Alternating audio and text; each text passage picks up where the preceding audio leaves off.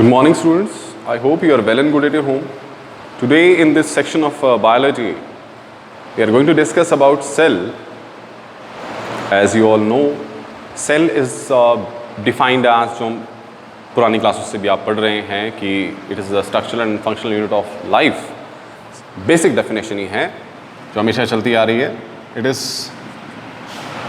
is the structural and functional unit of life. Structural and functional. Structural क्यों बोला इसको? जैसे देखिए, हम जब मकान बनाते हैं तो किससे बना रहे हैं? ईंटों से बना रहे हैं. सो ईंट जो हैं they are structural units of that house.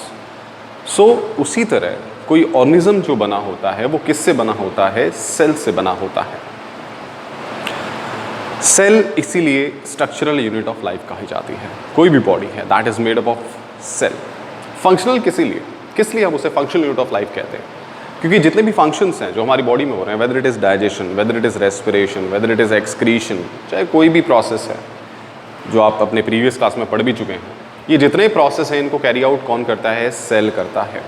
So cell is the structural and functional unit of life जो बॉडी को चलाता है. फिर देन फर्दर जब हम सेल की बात करें, सो ये प्रीवियस क्लासेस में भी आपने पढ़ा है कि सेल जो है that is the building block. कोई भी ऑर्गेनिज्म का बिल्डिंग ब्लॉक है. अब कुछ ऑर्गेनिज्म ऐसे हैं जो एक सेल से बने हैं, कुछ ऐसे हैं जो कई सारे सेल से बने हैं. जैसे फॉर एग्जांपल पैरामीशियम है, so it is made up of single cell. Amoeba है, सिंगल सेल से बना है.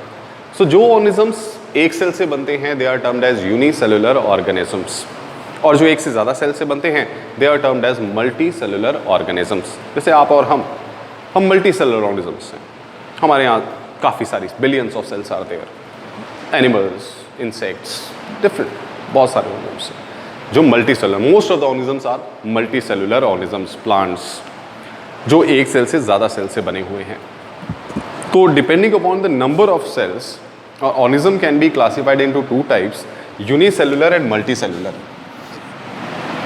यूनिसेलुलर ऑर्गेनिज्म और multicellular organism depending on the number of sales.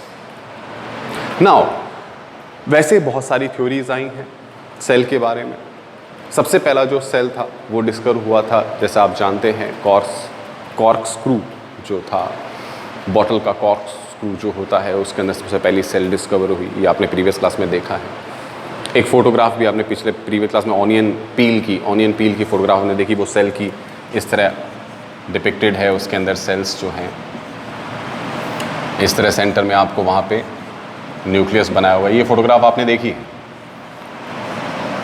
ये सेंटर में जो है न्यूक्लियस होता है.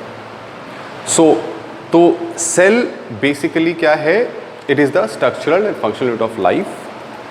नंबर के हिसाब से unicellular organisms, multicellular organisms. Okay students, now जो सेल थ्योरी हैं, कई सारी थ्योरीज सेल के बारे में आई हैं. जैसे हमने बात की कि पहला सेल वहाँ कॉर्क स्क्रू में डिस्कवर हुआ था. देन जैसे साइंस ने डेवलपमेंट की, माइक्रोस्कोप्स आए, तो उसके बाद क्या है, सेल्स में और ज़्यादा डीप तक गया. न्यूक्लियस डिस्कवर हुआ, रॉबर्ट ब्राउन ने न्यूक्लियस डिस्कवर किया. फिर उसके बाद में क्या है, वहाँ पर और ऑर्गेनेलीज आई, माइटोकॉन्ड्रिया, गोल्गी कॉम्प्लेक्स, तमाम ऑर्गेनेलीज भी डिस्कवर उसके अंदर हुई. सेल के बारे में एक और बहुत इंपॉर्टेंट बात जो कही गई, that was omnis cellule cellula. That's a foreign word.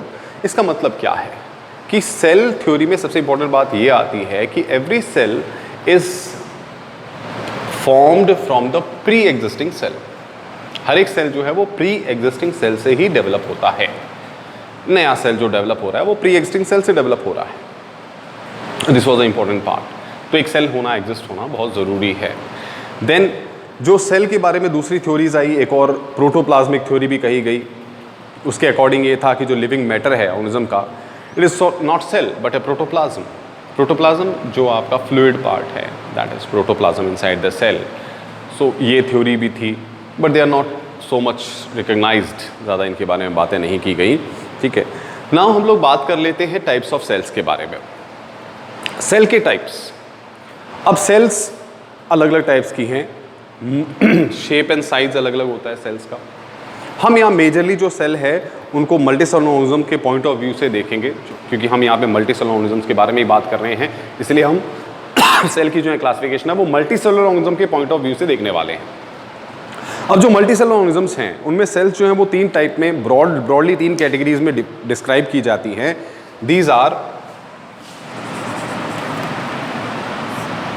Undifferentiated, differentiated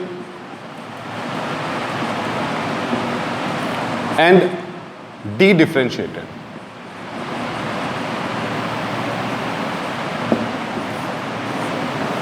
These are 3 types of cells in multicellular organisms. Obviously उन्हीं में टाइप्स डेवलप होते हैं, यूनिसेलुलर उसमें तो सिंगल सेल्स ही होता है, वही सारे काम करता है। सो अनडिफरेंशिएटेड, डिफरेंशिएटेड और डिफरेंशिएटेड 3 टाइप के हमारे पास यहाँ पे सेल्स जो हम यहाँ देखते हैं। सबसे पहले हम बात करेंगे अनडिफरेंशिएटेड सेल्स की। अनडिफरेंशिएटेड सेल्स हमारे कौन से हैं? अनडिफरेंशिएटेड सेल्स का मतलब है कि वो सेल्स जो क्या हैं, मतलब स्पेशलाइज्ड नहीं है, जो सेल्स डिफरेंशिएटेड नहीं है, अनस्पेशलाइज्ड हैं, जो एक डिफरेंशिएटेड का देखिए मतलब ये होता है कि उनको एक पर्टिकुलर काम दे दिया जाए, वो तो हो गया डिफरेंशिएटेड। अनडिफरेंशिएटेड का मतलब है कि they are not specialised, they are unspecialised, कोई एक पर्टिकुलर काम के लिए उनको स्पेशलाइज नहीं किया गया, उनके पास एक ट्रेमेंडस पावर होती है डिवीजन की इसीलिए वो जाने जाते हैं। दे have a remarkable power of division, वो बहुत जल्दी डिवाइड करती हैं और यही उनका काम है। उनका काम यही है कि फटाफट डिवाइड करते जाना और नई सेल्स बनाते जाना, यही फंक्शन है बेसिकली। जो हमारे कौन सी हैं, अनडिफरेंशिएटेड जो सेल्स हैं उनका यही फंक्शन है डिवीजन, सिर्फ उन्हें डिवाइड होते जाना है। जैसे फॉर एग्जांपल एपिकल मेरिस्टेम में जैसे देखने को मिलता है आपको, एपिकल मेरिस्टेम में, लेटरल मेरिस्टेम में, ये प्लांट्स की बात कर रहा हूं, लेटरल मेरिस्टेम में। देन अब ये एपिकल मेरिस्टेम जो हो सकती है वो स्टेम पे भी हो सकती है, रूट पे भी हो सकती है, यानी कि स्टेम टिप पे भी हो सकती है और रूट टिप पे भी होती है। Root tip and stem tip दोनों पे होगी, दोनों में एपिक्स, एपिक्स मतलब सिरा, एपिकल मेरिस्टेम। लेटरल साइडवेज, ठीक है, तो apical meristem, lateral meristem. Then अगर हम बात करें एनिमल्स में तो वहां पे होती हैं स्टेम सेल्स। स्टेम सेल्स हैं ये जाइगोट के जब डिफरेंशिएट होता है, जाइगोट जब एम्ब्रियोजेनेसिस की तरफ बढ़ता है, जाइगोट जब डिवाइड होता है माइटोसिस से, ठीक है, तो वहाँ स्टेम सेल्स डेवलप होती हैं। पूरे सेल्स डिवीजन इसी से होते हैं। तो इनका फंक्शन क्या है डिवीजन का? इनका काम है डिवाइड करते रहना, नई सेल्स बनाते रहना लगातार। जैसे एपिकल मेरिस्टेम में आप देखते हैं पौधे की लंबाई कैसे बढ़ रही है, एपिकल मेरिस्टेम की वजह से। उसकी गर्थ कैसे बढ़ रही है, यानी चौड़ाई कैसे बढ़ रही है, लेटरल मेरिस्टेम से। तो ये सेल्स लगातार डिवाइड होती रहती हैं और डेवलप करती है, साइज डेवलप करती है, साइज इंक्रीज करती है मेजरली, आप ये कह सकते हो। तो अनडिफरेंशिएटेड है, कोई स्पेसिफिक काम नहीं है, कुछ नहीं है, सिर्फ डिवीजन करना है इन्होंने। देन नेक्स्ट आती है डिफरेंशिएटेड सेल्स। डिफरेंशिएटेड सेल्स वो हैं जिन्होंने क्या है डेवलप करके मैच्योरिटी हासिल करके एक पर्टिकुलर फंक्शन एक्वायर कर लिया है। They are doing a particular function, they are performing a particular function. इनको एक फंक्शन दे दिया गया है और ये एक पर्टिकुलर फंक्शन क्या कर रही हैं, कैरी आउट करती हैं, ठीक है। इनका एक शेप है, मतलब एक पर्टिकुलर शेप होता है, साइज होता है, इनका एक फंक्शन है पर्टिकुलर एक इनका, जिससे ये क्या करते हैं अपना जो काम करते हैं।